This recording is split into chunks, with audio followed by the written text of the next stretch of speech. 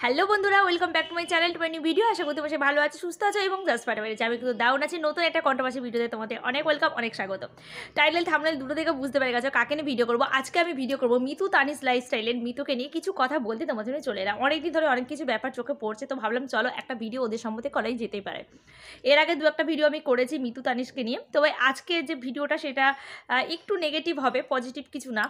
তো চলো, মিতুকে কিছু কথা আমার বলার আছে, তো সেটাই আমি আজকে বলবো আমার এই ভিডিওর মাধ্যমে। তো তার আগে আমি বলি, তোমরা যারা জানো না বা মিতুর সম্পর্কে যারা জানো না তাদের একটুখানি বলে রাখি। মিতু হচ্ছে একজন বড় ভ্লগার, যার চ্যানেল প্রায় 1.5 লাখের কাছাকাছি সাবস্ক্রাইবারের সংখ্যা।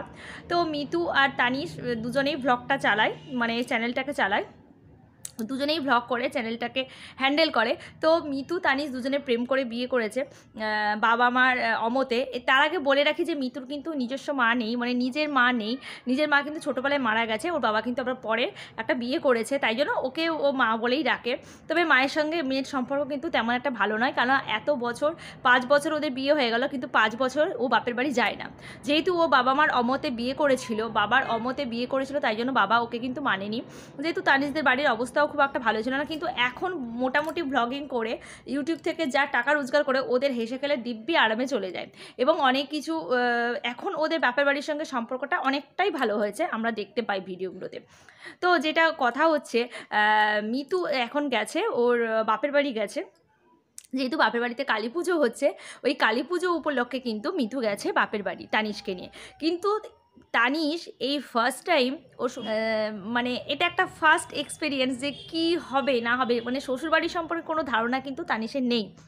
শ্বশুরবাড়ি সম্পর্কে কোনো ধারণাই কিন্তু তানিশের নেই। এটা একটা আলাদা একটা এক্সপিরিয়েন্স। যারা নতুন হয়তো বিয়ে পর যখন অষ্টমঙ্গলে শ্বশুরবাড়ি যায়, তখন একটা আলাদা একটা এক্সপিরিয়েন্স হয়।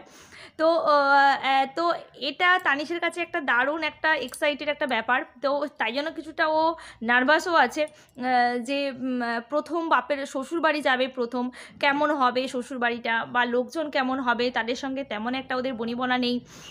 তো এই নিয়ে ভালোভাবেই ওর নার্ভাস, ওর চোখে মুখে বোঝা আছে কতটা নার্ভাস ফিল করছে। তো এখানে একটা কথা বলে রাখি, ওরা যথারীতি চলে গেল, যথারীতি মানে বাপের শ্বশুরবাড়ি, মানে তানিশ চলে গেল শ্বশুরবাড়ি, মিতু চলে গেল বাপের বাড়ি। তো বাপের বাড়ি যে প্রথম যে ভিডিওটা, ওটা বেশ ভালো দেখিয়েছে, চারিদিকের পরিবেশটা, বাড়িঘর, এগুলো সব দেখানো হয়েছে। তো আমি পরের যে ব্লগটা দেখলাম, সেই ব্লগটা দেখে আমার না তানিশের জন্য খুব কষ্ট হচ্ছিল। কারণ কি, মিতুর উচিত ছিল তানিশকে সবসময় কাছে কাছে রাখা। যেহেতু মিতুর ওখানে ও বড় হয়েছে, ওটা ওর জন্ম ভিটে, ওটা ওর নিজস্ব বাড়ি, কিন্তু তানিশের তো তা নয়। তানিশ একদম একটা অপরিচিত মুখ, একদম মানে নতুন মুখ বলা যেতে পারে, নতুন ওই বাড়িতে প্রথম পা রেখেছে। তো এই এক্সপিরিয়েন্সটা ওর একটা আলাদা একটা নার্ভাস ফিল করছিল ওর মধ্যে। তো সেই সময়টা কিন্তু মিতুর বেশি করে কিন্তু তানিশের পাশে থাকা উচিত ছিল।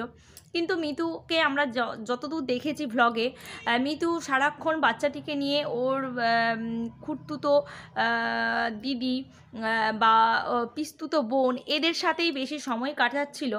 এমনকি তানিশের সাথে যে একটা সময় স্পেন্ড করা, ওটা কিন্তু করেনি। আমার মনে হয় এই রকম অবস্থায় তানিশকে কিন্তু একা রাখাটা কিন্তু ঠিক হয়নি। কিছুটা সময় দুজনে এক কাছে থাকতো, একটু ওকে টাইম দেওয়া আমার মনে হয় বেশি উচিত ছিল। তো এরপরে তানিশ গেছে ওদের বাড়ি, শ্বশুরবাড়ি।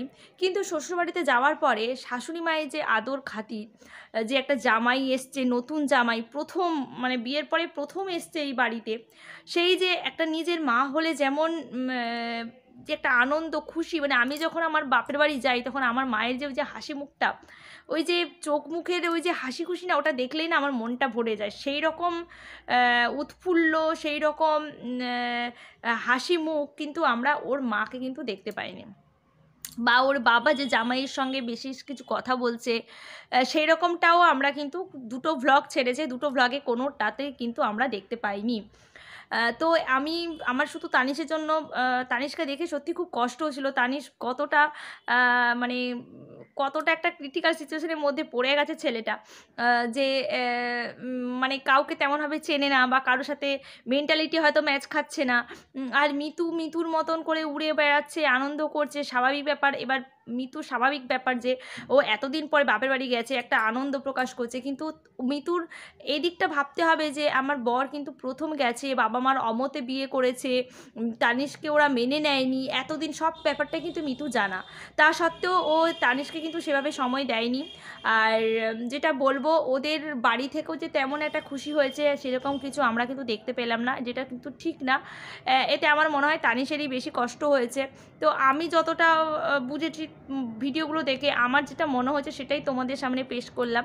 তো মিতুর আরও একটু সচেতন হওয়ার দরকার ছিল, মিতু আরও একটু বেশি করে তানিশকে সময় দেওয়ার দরকার ছিল, তানিশকে বেশি করে একটু আগলে রাখতে পারতো। তো সেটা কিন্তু মিতু করেনি। মিতুর ওটা জন্মভিটে, মিতু এখানে হাসি খুশি থাকবে, সবার সাথে কথা বলবে, সবাইকে চেনে জানে, কিন্তু তানিশ তো তা না। তানিশ একেবারে নতুন মুখ, খুব একটা বেচারা ছেলেটা খুব চাপে পড়ে গেছিলো, খুব নার্ভাস ফিল করছিল।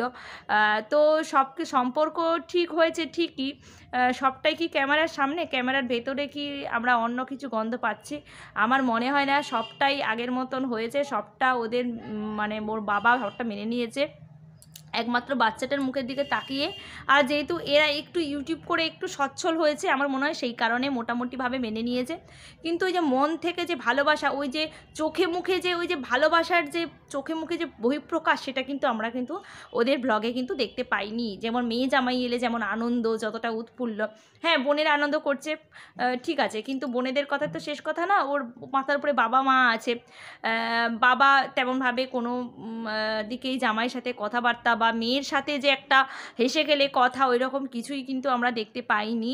তো জানি না হয়তো পরের ভ্লগে কি দেখতে পাবো কি পাবো না, তবে আমার মনে হয় মিতুকে একান্ত রিকোয়েস্ট করছি, তোমার একটু তানিশের পাশে থাকার খুব দরকার ছিল, কারণ বেচারা ছেলেটা খুব নার্ভাস ফিল করছে। ওর ব্লগ দেখে, ওর চোখ মুখ দেখে বোঝা যাচ্ছিল। তো সেই বহিঃপ্রকাশ, ওই চোখ মুখের অ্যাপিয়ারেন্সটা দেখেই কিন্তু আমরা বুঝতে পেরেছি, আমরা সবাই বুঝতে পেরেছি। তো যাই হোক, তোমাদের আগামী জীবন সুন্দর হোক, ভালো হোক, তোমরা এইভাবে হাসি খুশি থেকো, কিন্তু একটু তানিশের কথাটা ভেবো।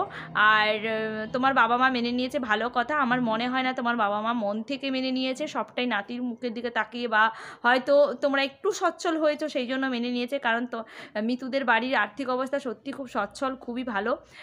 তো ওখানে একজন কমেন্ট করেছে যে মিতু এত বড় বাড়ির মেয়ে হয়ে কেন কি করে তানিশকে বিয়ে করলো।